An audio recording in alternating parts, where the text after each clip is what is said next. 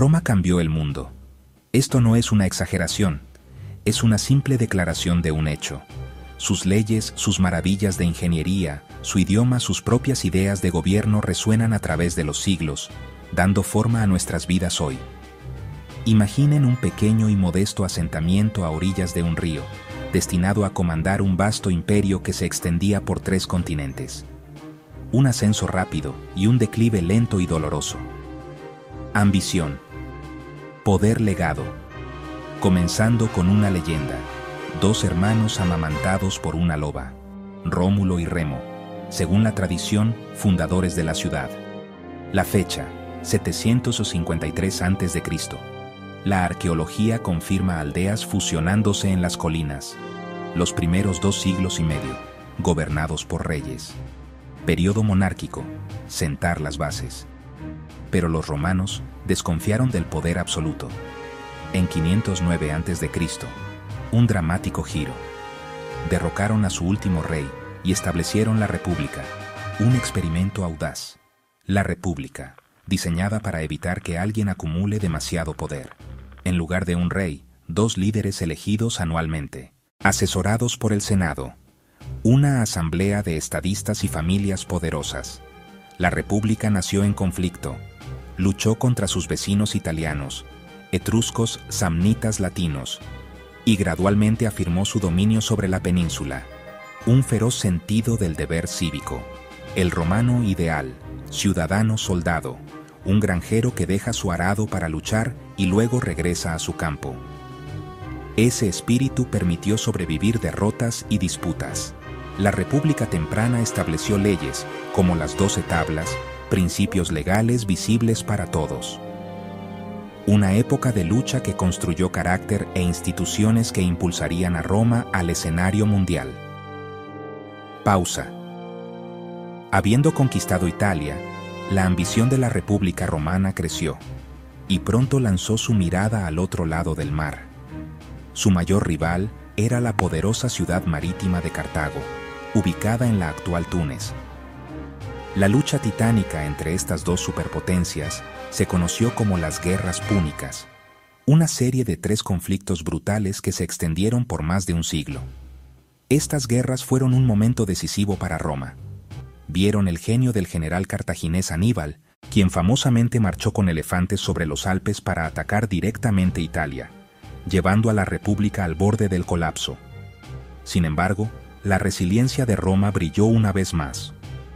Al final de la Tercera Guerra Púnica en el 146 a.C., Cartago fue completamente destruida, sus campos sembrados con sal según la leyenda. La victoria le dio a Roma el control indiscutible sobre el Mediterráneo occidental, Sicilia, España, el norte de África. Esta rápida expansión transformó la República. Una enorme cantidad de riqueza regresó a Roma. Tesoros, tierras, personas esclavizadas.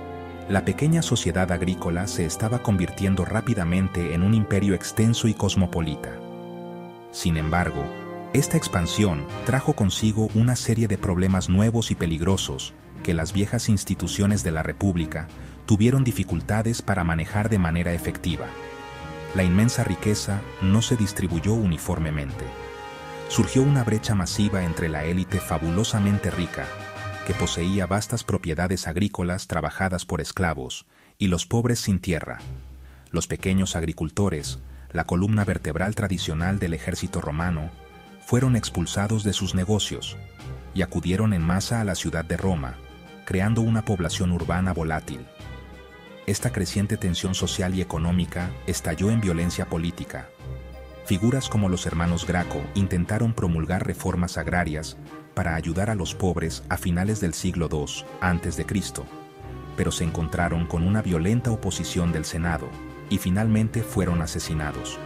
La República se estaba desmoronando lentamente desde el interior. El sistema tradicional de ciudadanos soldados dio paso a ejércitos profesionales que eran más leales a sus carismáticos generales que al propio Estado. Estos poderosos líderes militares, como Mario, Sila, comenzaron a usar sus legiones para luchar por el poder personal y político, sumiendo a Roma en devastadoras guerras civiles. Los cimientos mismos de la República se estaban resquebrajando bajo la tensión de su propio éxito. La expansión que había hecho grande a Roma ahora amenazaba con ser su perdición, preparando el escenario para que un solo hombre tomara el control. Pausa. En este caldero de ambición y caos entró una de las figuras más famosas de la historia, Cayo Julio César. Un brillante estratega militar, un orador talentoso, un político sumamente ambicioso. César entendió la naturaleza cambiante del poder romano mejor que nadie. Ascendió en las filas políticas, formando el primer triunvirato, Pompeyo, Craso. César aseguró el gobierno de la Galia, la actual Francia, durante casi una década. Libró una campaña magistral y brutal, conquistó a las tribus galas, añadió una enorme provincia a Roma. Sus victorias le trajeron inmensas riquezas, un ejército endurecido y fanáticamente leal, una enorme popularidad en Roma. Su éxito puso nerviosos a sus antiguos aliados en el Senado. Lo veían como una amenaza al poder. Temiendo ser procesado, César enfrentó una elección monumental. En 49 a.C., el Senado ordenó disolver su ejército. En vez de obedecer, llevó una legión a través del Rubicón, la frontera de Italia, un acto de rebelión y el punto de no retorno. Cruzar el Rubicón encendió otra guerra civil. César marchó sobre Roma. Pompeyo y sus aliados huyeron al este. El conflicto se propagó por el Mediterráneo, Hispania, Egipto. El genio militar de César fue decisivo. Derrotó a Pompeyo. Tras brillantes campañas, regresó a Roma como amo indiscutible. Fue declarado dictador por 10 años y luego, a principios del 44 a.C., dictador de por vida. Inició reformas radicales, pero su acumulación de poder confirmó los temores de la vieja guardia. La República estaba muerta en todo menos en el nombre. César actuaba como rey. Un grupo de senadores, los liberadores, creyó que debían eliminarlo. En los idus de marzo, 15 de marzo de 44 a.C., lo rodearon en el Senado y lo apuñalaron hasta la muerte. Las esperanzas de los asesinos fracasaron. La muerte de César creó un vacío de poder.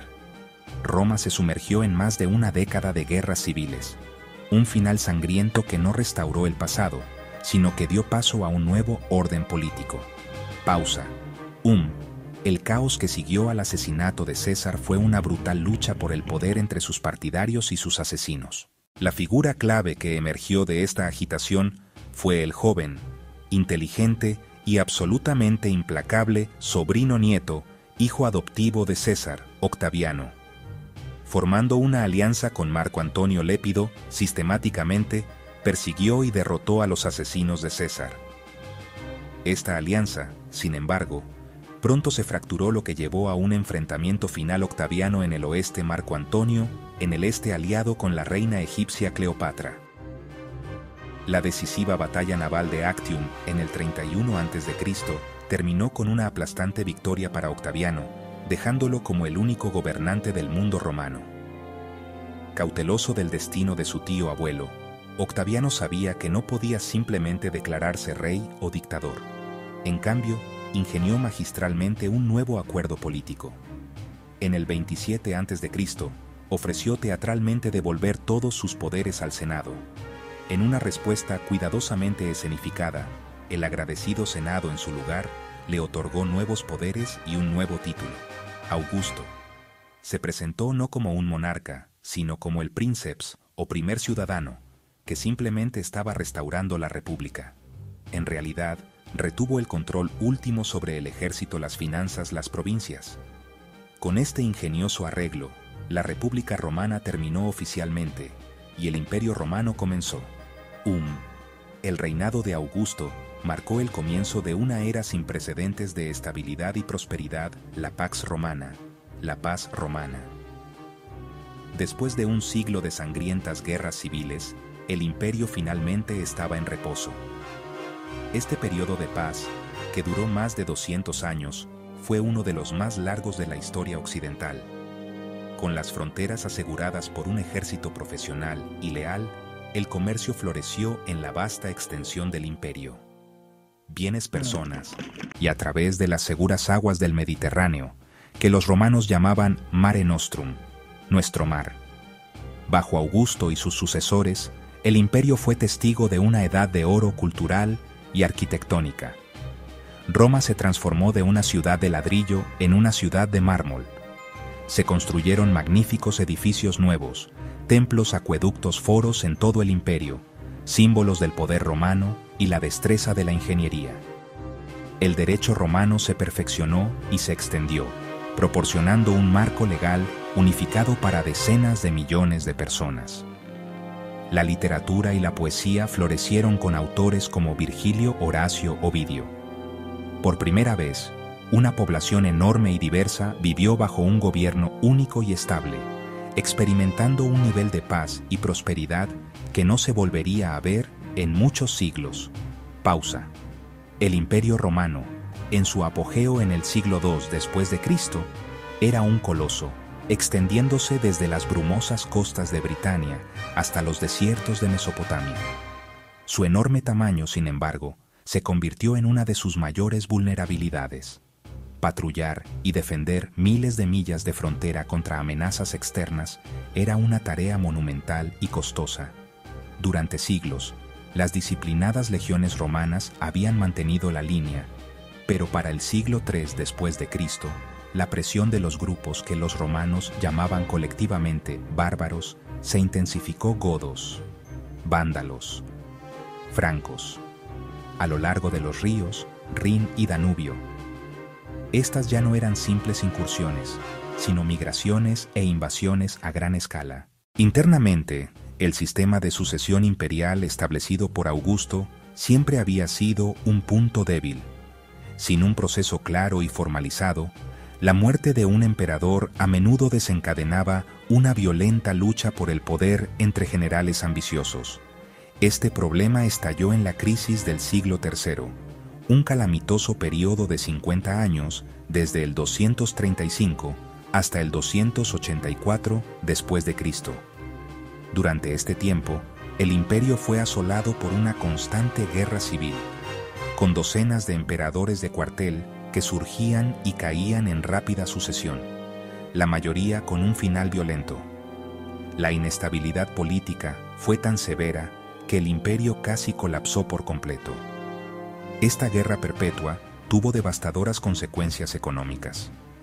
Para pagar a sus soldados y financiar sus guerras, los emperadores devaluaron repetidamente la moneda, lo que llevó a una inflación descontrolada. La sólida red comercial que había definido la Pax Romana se desmoronó a medida que viajar se volvió inseguro. La economía flaqueó, los impuestos se volvieron aplastantes y muchos ciudadanos abandonaron las ciudades para buscar subsistencia y seguridad en las grandes propiedades agrícolas de los ricos. Este periodo también vio brotes generalizados de plaga, que despoblaron aún más las regiones y paralizaron la capacidad del imperio para reclutar soldados y cobrar impuestos.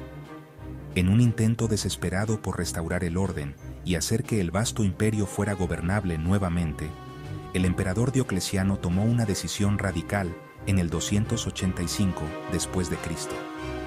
Dividió el imperio en dos mitades administrativas, un imperio romano de Oriente y un imperio romano de Occidente, cada uno gobernado por un emperador principal, un Augusto, y un emperador subalterno, un César.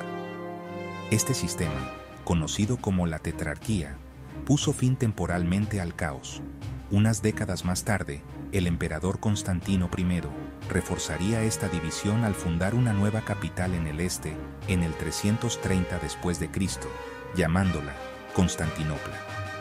Si bien estaba destinada a salvar el imperio, esta división finalmente sellaría el destino de Occidente. Pausa. La división del imperio resaltó una dura realidad. La mitad oriental era mucho más rica, más urbanizada, más defendible, mientras la mitad occidental se debilitaba. El imperio oriental, centrado en Constantinopla, siguió prosperando, mientras que Occidente se volvió cada vez más frágil.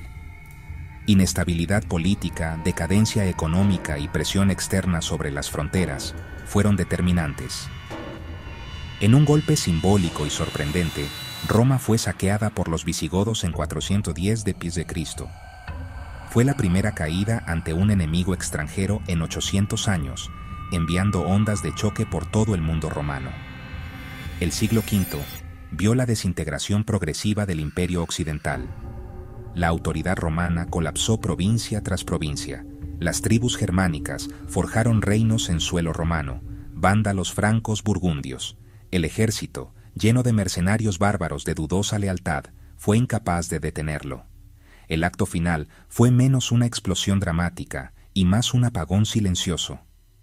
En 476 d.C., Rómulo Augustulo fue depuesto por Odoacro.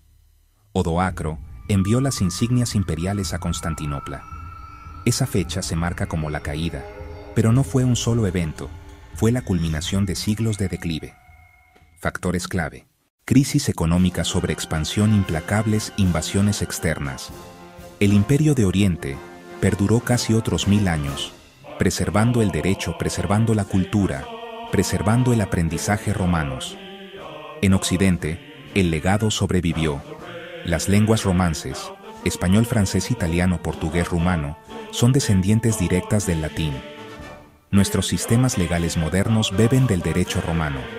La arquitectura romana, con arcos y cúpulas, sigue inspirando a los constructores. Sus redes de carreteras formaron la base de muchas autopistas europeas.